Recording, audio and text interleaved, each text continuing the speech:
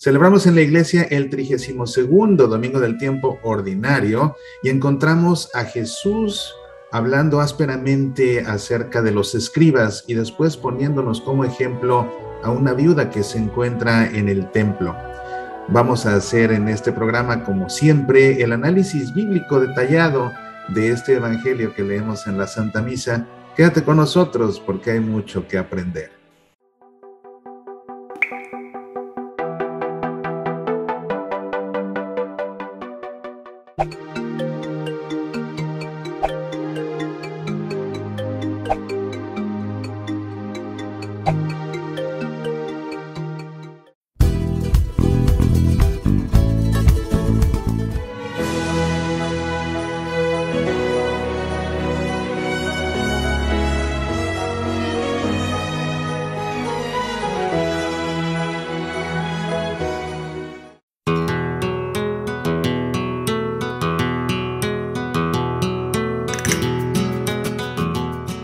¿Te gusta este programa y consideras que su contenido es valioso para más personas? Ayúdanos a que más personas también lo aprovechen. Es muy sencillo. Solo marque el video con me gusta, suscríbete a nuestro canal y comparte este video con tus amigos. Hacerlo es gratis, te toma un segundo y con eso ayudas a que muchas más personas se beneficien de programas como este. Mil gracias.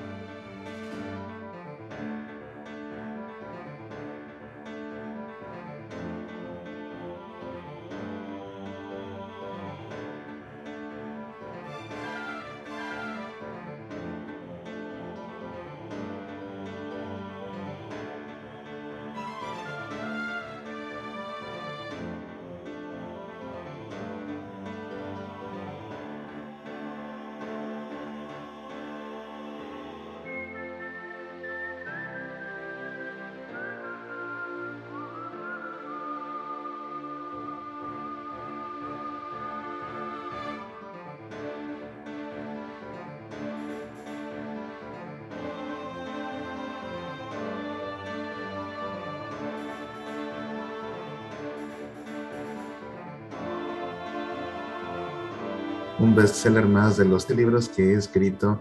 Con ganas de vivir está disponible así en edición impresa y también en edición en Kindle.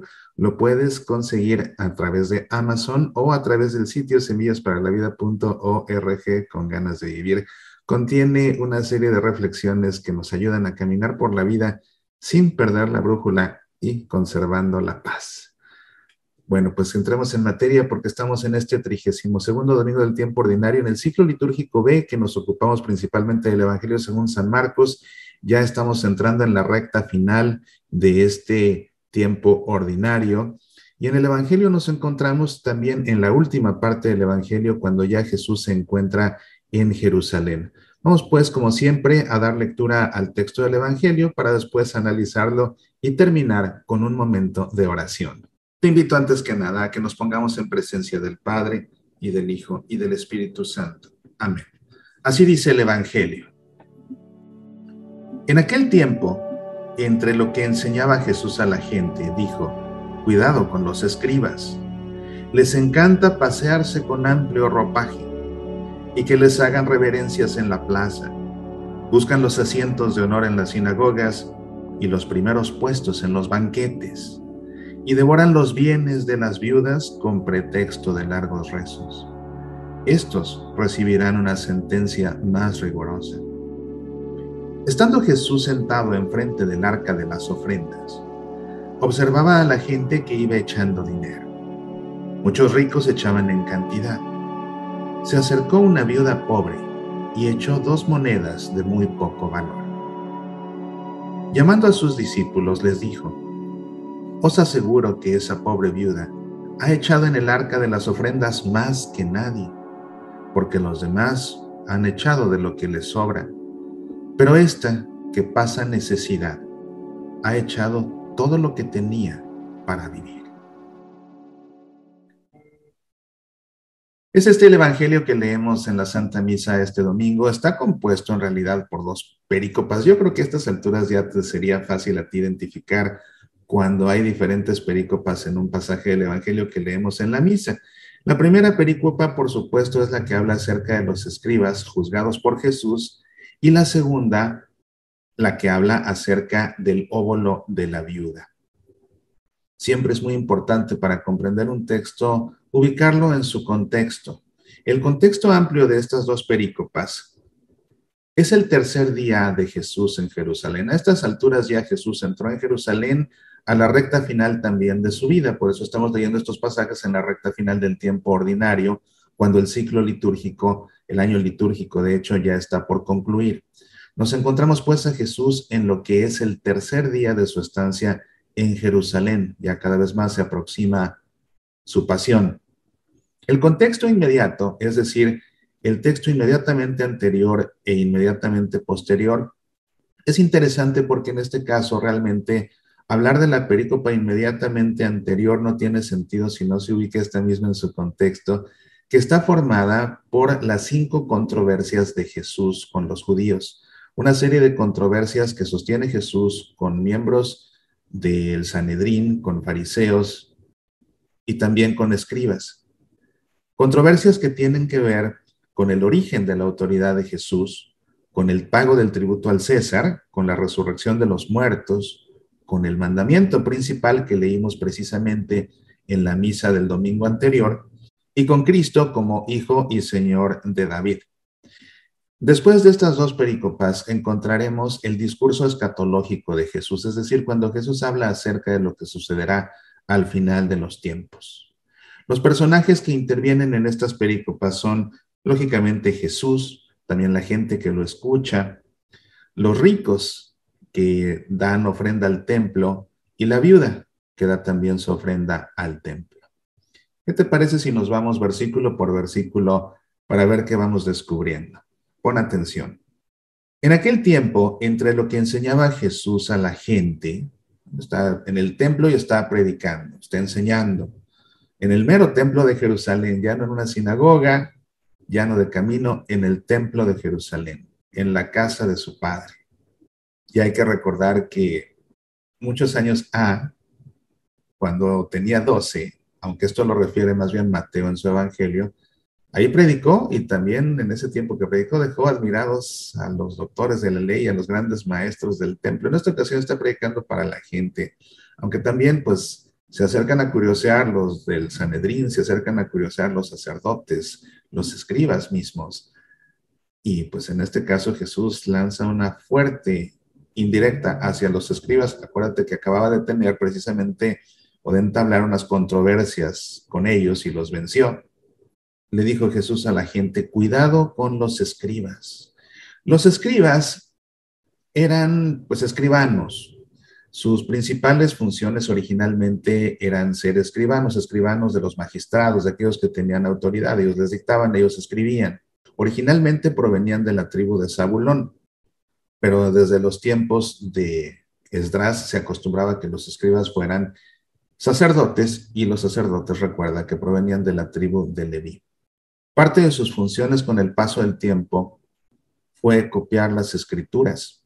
Y al ellos copiar las escrituras, se tomaron ciertas licencias para alterar algunos textos, a fin de cuentas, de manera provechosa, podríamos decir, porque, por ejemplo, fueron los escribas los que cada vez que se encontraban el tetragramaton sagrado, el nombre de Dios impronunciable, sustituían ese tetragramaton, ese nombre que no se podía pronunciar, por algo que sí se pudiera pronunciar en voz alta al ir leyendo el texto. Por ejemplo, Adonai, que significa Señor, y que luego, cuando se tradujo la escritura al griego por los 70 o 72 eruditos, ya en esa famosa versión de los 70, lo tradujeron como Kyrios, y luego San Jerónimo al latín lo tradujo como Dominus, y nosotros lo traducimos al español como Señor. Pero todo este vocablo parte precisamente de que los escribas mismos le metieron mano al nombre de Dios en la escritura para hacerlo pronunciable sin faltarle al respeto al nombre sagrado de Dios. ¿Te das cuenta? En tiempos de Jesús, los escribas eran de alguna forma los intérpretes de la ley. De tanto copiarla, la sabían quizás mejor que nadie. Eran eruditos en la escritura, en consecuencia eran eruditos en la ley, en toda la Torá, en los primeros 5 libros que nosotros llamamos Pentateuco. Y por esa razón, como intérpretes de la ley, la gente les tenía mucho respeto, los consideraba maestros, incluso se dirigía a ellos con el título de rabí. Jesús en estas controversias a los escribas junto con fariseos, junto con personas del Sanedrín, los había derrotado. Sin embargo, Jesús percibió la actitud arrogante de los escribas y por eso es que va a puntualizar cuáles son sus actitudes incorrectas. Dice Jesús, y siempre hay que poner atención, cuando aparece una lista de categorías en la escritura, hay que poner atención a cada una, porque puede haber una enseñanza, como en este caso. Dice Jesús de los escribas, cuidado con los escribas, les encanta pasearse con amplio ropaje y que les hagan reverencias en la plaza. Buscan los asientos de honor en las sinagogas y los primeros puestos en las banquetas. Y devoran los bienes de las viudas con pretexto de largos rezos. Son 5 características negativas que tienen los escribas. La primera, les encanta pasearse con amplio ropaje, les encanta la ostentación, son personas ostentosas. Y que les hagan reverencias en la plaza. Lo que buscan ellos es su vanagloria. Se han olvidado de servir a Dios. Lo que buscan es su vanagloria. Por esa razón buscan los asientos de honor en las sinagogas. Su egocentrismo los lleva a querer ser los importantes en el ámbito religioso, pero no solamente en el ámbito religioso, sino también en el ámbito social, donde son ambiciosos, porque buscan también los primeros puestos en los banquetes, ¿ves? En el ámbito religioso, los asientos de honor en las sinagogas; en el ámbito social, los primeros puestos en los banquetes. Y devoran los bienes de las viudas con pretexto de largos rezos. O sea, además de todo, son voraces y son hipócritas, porque ofrecen oraciones, según ellos, con mucha piedad y para ayudar a las personas necesitadas de su oración, pero eso sí, a cambio de grandes contribuciones que piden a las viudas, que son las mujeres más necesitadas. ¿Por qué las más necesitadas? Porque quienes mantenían los hogares eran los maridos, y cuando los maridos morían se quedaban solas y desprotegidas y sin recursos, y lo poco que tenían, pues imagínate, las en necesidad veían a un escriba y le decían: rabí, por favor, rece por mí. Sí, por supuesto, señora, claro que voy a rezar. Oiga, por cierto, esas gallinas que tiene. Oiga, por cierto, de los huevos que dan sus gallinas. Oiga, por cierto, sí, pero pues no puede dar una ofrenda. En fin, entonces esa voracidad hipócrita de los fariseos, de los escribas, en este caso, la critica a Jesús. Y dice al final: estos recibirán una sentencia más rigurosa, obviamente más rigurosa que todos los demás. ¿Por qué? Porque nadie conocía la escritura mejor que ellos, nadie conocía la palabra de Dios mejor que ellos, y aún así se comportaban de esta forma, tenían esta actitud, siendo que al conocer tanto la palabra de Dios, debían tener una actitud enteramente contraria a esto, una actitud según la voluntad de Dios, basada en la humildad, en el servicio auténtico y generoso y en el amor. Siempre que nosotros escuchamos el Evangelio en la Santa Misa, donde el Evangelio se vuelve, a diferencia de aquí que es un texto de estudio, y que ya explicado la razón por la que aquí no nos signamos 3 veces, ¿verdad? Cuando se estudia la Biblia no es necesario hacer eso, ni concluyemos diciendo palabra de Dios, porque esto no es la misa. En la misa la palabra de Dios cobra un carácter sacramental y se convierte en palabra de Dios viva que nos habla aquí y ahora. Por eso comienza la lectura del Evangelio con una oración epiclética que hace el sacerdote: el Señor esté con ustedes y con tu espíritu. Y termina precisamente diciendo: palabra del Señor. Para nosotros poder escuchar esa palabra viva de Jesús que nos habla hoy, cuando escuchemos el Evangelio en la Santa Misa, incluso al leerlo también, al estudiarlo, tenemos que ponernos del lado de los interlocutores de Jesús, no del lado de Jesús, sino del lado del que está escuchando a Jesús. Y en este caso está haciendo advertencias Jesús. ¿Por qué les advierte a los demás acerca de los escribas? Y puntualiza una por una las malas actitudes y las malas acciones de ellos, precisamente para advertirles que ellos mismos, que están aprendiendo justamente en el templo acerca de Jesús, acerca de lo que Él les está enseñando, no vayan después a caer en las mismas actitudes. Porque también los que están sentados en el templo escuchando las enseñanzas de Jesús son privilegiados. Están conociendo las enseñanzas de Jesús de primera mano directamente de Él. Y más adelante, cuando vayan ellos a compartir esas enseñanzas, corren el riesgo precisamente de caer en todo esto que han caído los escribas, en buscar su vanagloria, en querer ser los importantes. Como yo conocí a Jesús, yo quiero ser el importante en el ámbito religioso. Y como soy el que sabe de Jesús, también en el ámbito social, quiero ocupar el puesto de honor y que la atención de todo el mundo se torne hacia mí. Y quiero aprovechar lo que sé de Jesús para también sacar un beneficio personal económico. Por eso Jesús da esta advertencia y nosotros la escuchamos como una advertencia dirigida también a nosotros.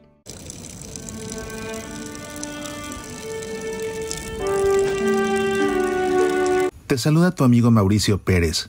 Te invito a que me permitas acompañarte en este tiempo de Adviento. Pide mi nuevo manual de espiritualidad litúrgica, Ven Pronto, Señor. Un manual que te ayudará a comprender el Adviento como nunca antes y hacer de este tiempo uno de auténtica preparación espiritual para tu encuentro con el Señor. Ha llegado a convertirse en el libro más vendido en Amazon, en formato digital para Kindle o edición impresa. Medita, aprende, apasionate por nuestra fe. La vida está llena de momentos inolvidables, si es que sabemos encontrarlos y entonces vivirlos al máximo. Bajo la lluvia relata uno de ellos. Bajo la lluvia, un cuento de amor y nostalgia del escritor Mauricio Pérez. Disponible en edición impresa y Kindle en Amazon y ahora también en audiolibro leído por su autor. Descarga el audiolibro solo de semillasparalavida.org. Bajo la lluvia, un cuento de amor y nostalgia.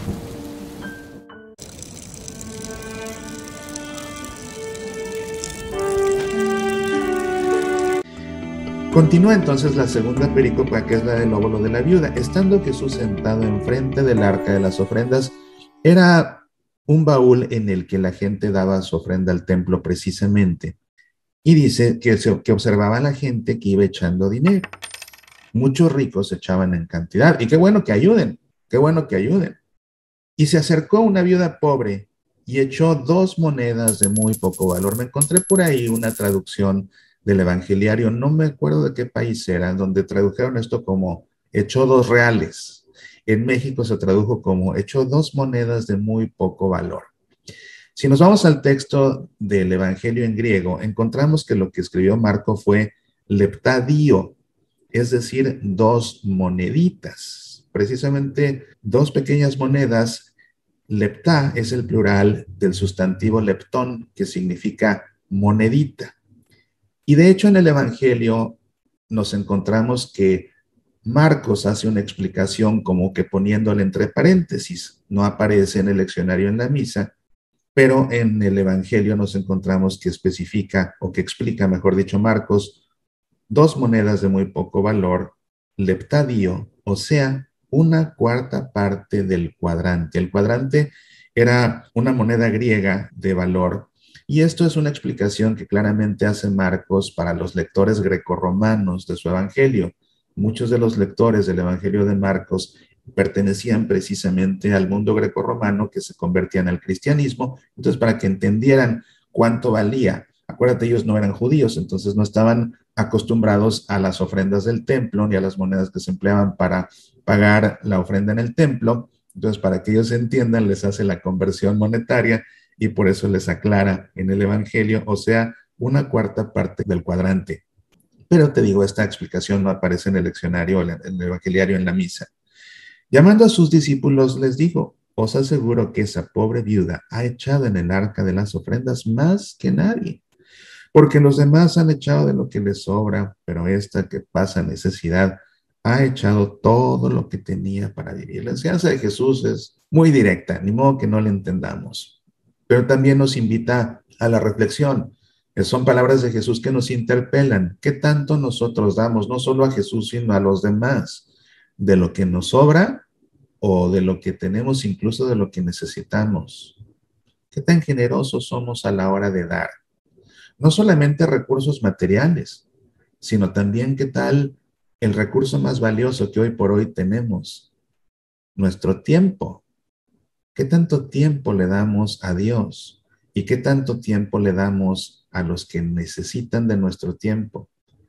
El poco tiempo que nos sobra, o nos quitamos tiempo a nosotros mismos del tiempo que necesitamos para dárselo a Dios y para dárselo a aquellos que lo necesitan. No se diga, por supuesto, también en cuestión de recursos materiales.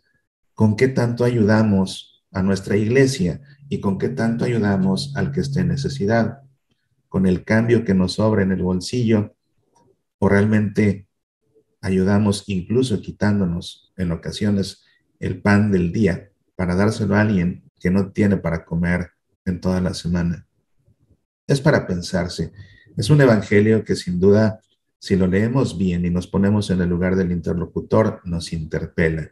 Y nos interpela en cosas muy puntuales y nos interpela acerca de tentaciones también muy comunes en las que todos podemos caer, sobre todo los que nos dedicamos a servir al Señor en el ámbito de la evangelización. Por eso es que vale la pena abrir los oídos, abrir el corazón y escuchar el evangelio de esta forma, para que la palabra de Jesús entre, penetre nuestro corazón y dé fruto. Te invito a que esto que hemos aprendido y reflexionado en esta ocasión, ahora nosotros lo guardemos en nuestro corazón y nos dirijamos ahora nosotros a Dios en este momento de oración. Te invito pues a poner tu mano en tu corazón y a repetir en tu interior: